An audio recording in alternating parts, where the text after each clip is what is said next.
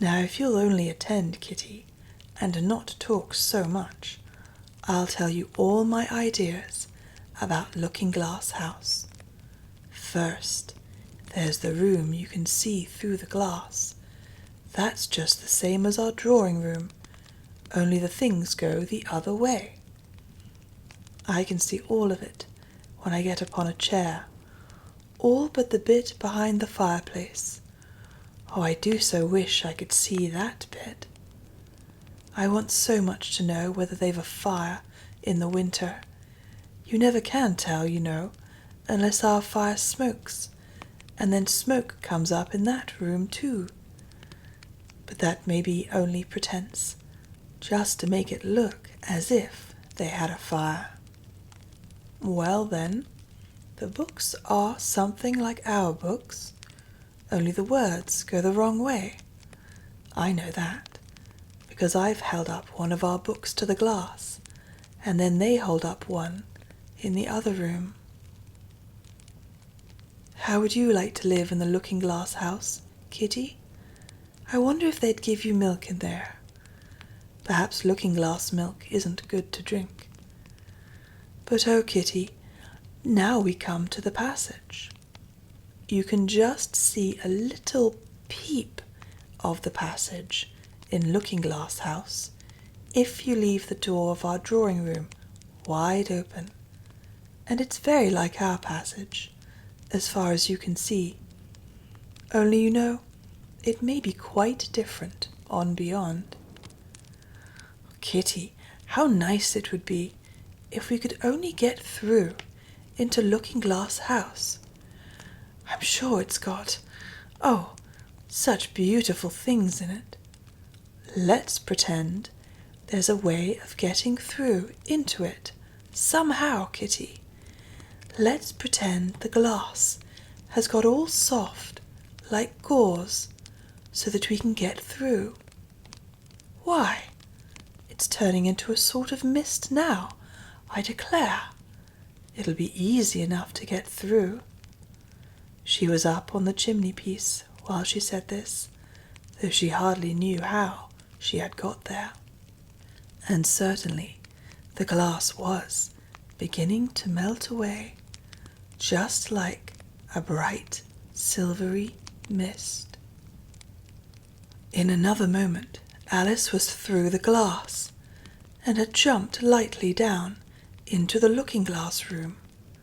The very first thing she did was to look whether there was a fire in the fireplace, and she was quite pleased to find that there was a real one, blazing away as brightly as the one she had left behind. So I shall be as warm here as I was in the old room, thought Alice. Warmer, in fact, because there'll be no one here to scold me away from the fire. Oh, what fun it'll be when they see me through the glass in here and can't get at me. Then she began looking around, and noticed that what could be seen from the old room was quite common and uninteresting, but that all the rest was as different as possible. For instance, the pictures on the wall next to the fire seemed to be all alive, and the very clock on the chimney-piece, you know you can only see the back of it in the looking-glass, had got the face of a little old man and grinned at her. They don't keep this room so tidy as the other, Alice thought to herself, as she noticed several of the chessmen down in the hearth among the cinders. But in another moment, with a little "oh" of surprise, she was down on her hands and knees watching them. The chessmen were walking about, 2 and 2.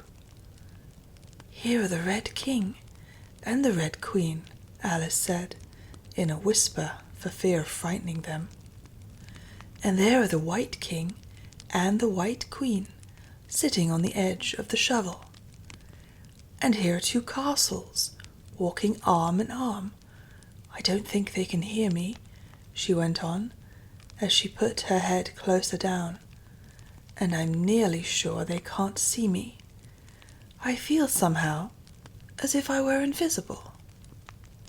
Here something began squeaking on the table behind Alice, and made her turn her head just in time to see one of the white pawns roll over and begin kicking.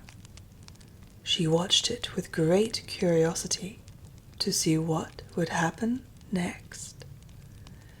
"It is the voice of my child," the White Queen cried out as she rushed past the king so violently that she knocked him over among the cinders.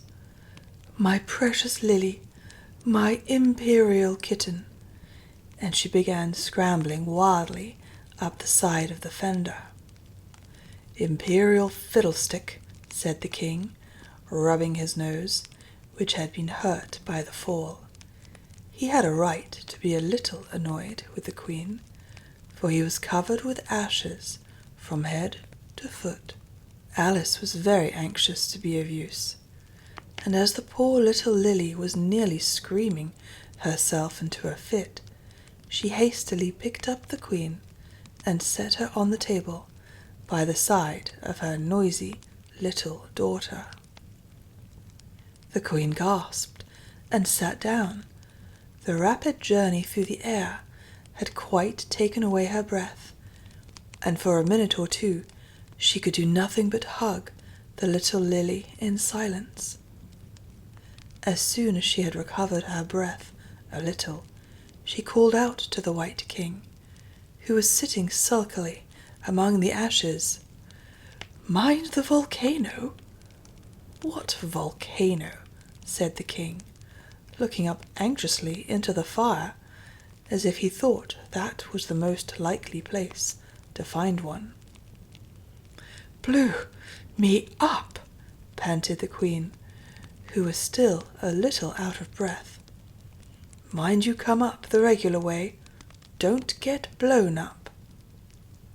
Alice watched the White King as he slowly struggled up from bar to bar, till at last she said, "Why, you'll be hours and hours getting to the table at that rate. I'd far better help you, hadn't I?" But the king took no notice of the question. It was quite clear that he could neither hear her nor see her. So Alice picked him up very gently and lifted him across more slowly than she had lifted the queen, that she mightn't take his breath away. But before she put him on the table, she thought she might as well dust him a little.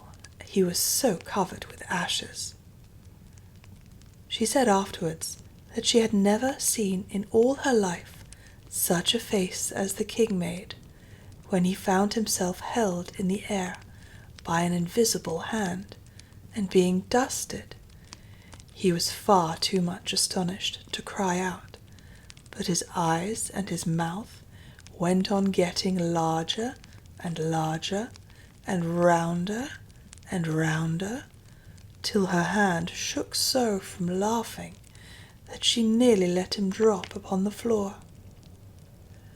"Oh, please don't make such faces, my dear," she cried out, quite forgetting that the king couldn't hear her.